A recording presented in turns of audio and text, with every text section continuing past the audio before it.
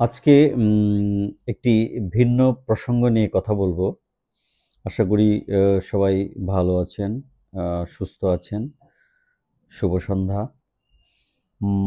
যে ব্যাপারটা আ আমাদের অনেকেই উপলব্ধি করতে পারেন, হয়তো ঠিকভাবে আ এটা বলা হয় না বা প্রকাশ করা হয় না। আ সেটা হলো অনেকেই হয়তো এটা ফিল করেন।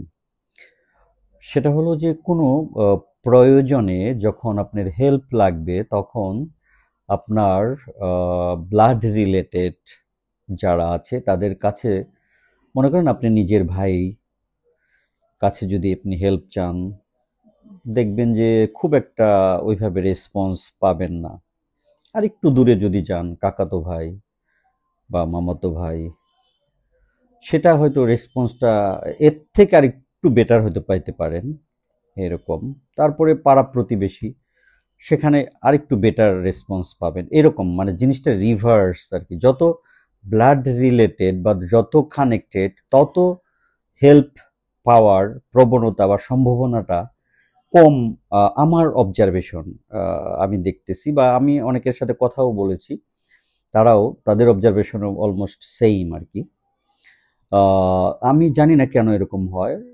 ধরুন আপনি হয়তো কোথাও গেছেন, কোনো দেশে বেড়াতে গেছেন। আ হয়তো সেখানে আপনি আপনার এক্সপেকটেশন ছিল যে আপনার ক্লোজ আ কোনো রিলেটিভ এর কাছ থেকে হয়তো একটু ভালো কিছু আ আশা করতেন বা করবেন এন্টারটেইনমেন্ট। সেটা হয়তো আপ টু দ্য মার্ক আপনার ইয়েতে হলো না। বা অন্য দেখবেন যে একটা অনেকদিন আগের একজন ফ্রেন্ড, অনেকদিন যাবত হয়তো আপনার সাথে কথাই হয় নাই। তারপরে হঠাৎ করে ফোন দিলেন। তার কাছ থেকে হয়তো মানে ভালো একটা সার্ভিস আপনি পেলেন আরকি। এরকম ব্যাপারটা যে আসলে যারা একটু দূর সম্পর্কের বলবো বা যাদের সাথে কখনোই আগে কখনো কানেকশন ছিল না, হঠাৎ করে তারা আ ভালোভাবেই সেই হেল্প বা উপকার আ করে দেয়, উপকারে আসে। এটা আমার কাছে চমকপ্রদ মনে হয় ব্যাপারটা যে কেন এরকমটা হয়? নিজস্ব লোকদের কাছ থেকে কেন নিজস্ব লোকেরা অতটা up to the mark help পায় না? এটা একটা ব্যাপার আরকি। আমার অবজারভেশন আরকি। আমি কাউকে কোনো উদ্দেশ্য করে কিছু বলছি না। আমি আমার অবজারভেশন এবং আমার সাথে যারা অনেকেই আমার ফ্রেন্ড সার্কেল যারা আছে বা আমার সহকর্মী আছে তাদের অবজারভেশনও এরকমটি। যে এই ব্লাড রিলেটেড সেটা হয়তো আমার কাছ থেকেও অনেকে হয়তো ওইভাবে আ পায়নি। আ আ বা হেল্প হয়তো হতে পারে। সেটাও হয়তো হতে পারে। কিন্তু আমি মনে করি সেটা হয়তো আমার মনের অজান্তে। কিন্তু আমি জানা মতে কাউকে হেল্প না করে আমার কাছে হেল্প চেয়েছে বা সেটা আমার সামর্থ্য আছে, আমি করিনি, সেটা আমার মনে পড়ছে না। জানি না, হয়তো কোনো কারণে কোনো সময় হয়তো হতে পারে মনের অজান্তে। যদি করে থাকি সেটা আমি মনে করি আমাকে কেউ ক্ষমা করে দিবে, আমার আত্মীয়স্বজন। তো আমি চেষ্টা করি যে সবাইকেই হেল্প করার জন্য। আমার এখানে যারা পেশেন্ট নিয়ে আসেন বা পেশেন্ট হিসেবে আসেন, বিভিন্ন প্রফেশনের লোকজন আসেন, তাদেরকেও আমি অনেকভাবে হেল্প করে থাকি। কিন্তু অপোজিট ভাবে তাদের কাছ থেকে যতটুক আমি কোনো ক্ষেত্রে কোনো সবসময় তো দরকার পড়ে না, ততটা ওইভাবে রেসপন্স পাই না। কিন্তু যখন আসেন ওনারা তখন এমনটা আ দেখানো হয় যে একেবারে না জানি কি করে ফেলবেন উনি উনার কাছে গেলে। আসলে সেইভাবে সেরকম রেসপন্স পায় না। ডাক্তাররা কিন্তু প্রচুর হেল্প করে। ডাক্তারদের হেল্প করার প্রচুর ফিল্ড আছে, প্রচুর অপরচুনিটি আছে। এটা ইভেন চেম্বার, হসপিটাল বিভিন্ন জায়গায় ওভার টেলিফোনে।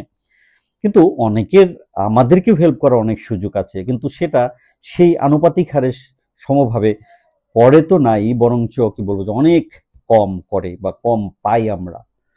এটা খুবই একটু দুঃখজনক লাগে। আমরা আমরা আমাদের খুবই খারাপ লাগে তখন যে আমরা এভাবে হেল্প করি।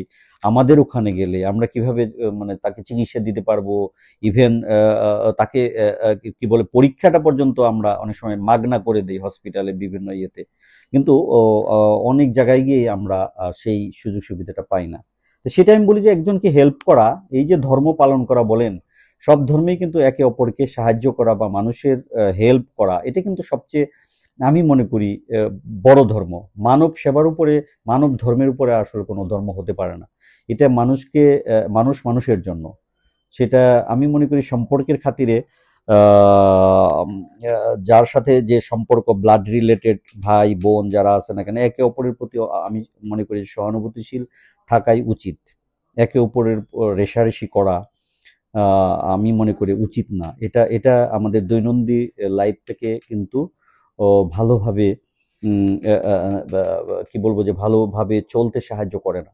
সেই জন্য ব্লাড রিলেটেড যারা আছে বা যাদের সাথে সম্পর্ক ঘনিষ্ঠতা আছে, তাদের কাছ থেকে যদি একটু অন্য রকমের ফিডব্যাক পাওয়া যায়, খুবই দুঃখজনক লাগে, খুবই খারাপ লাগে তখন। তো আমি আশা করি যে এই জিনিসগুলো সবারই চিন্তা করে দেখা উচিত। একে অপরের যদি হেল্প করার অ্যাবিলিটি থাকে সেটা করা উচিত। সেটা কোনো না কোনো সময়, আপনি একজনকে কারো চকলেট খাওয়াইলেন, দেখবেন সে একদিন আপনাকে এক কাপ চা অবশ্যই খাওয়াবে। এটাই হলো নিয়ম। তো আজ এ পর্যন্তই। এটা একটু অন্য একটা প্রসঙ্গ নিয়ে কথা বললাম।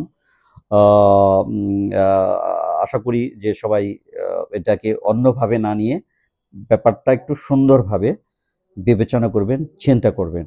আমি আশা করি সবার ভালোর জন্য এই কথাগুলা বলা হলো। অসংখ্য ধন্যবাদ।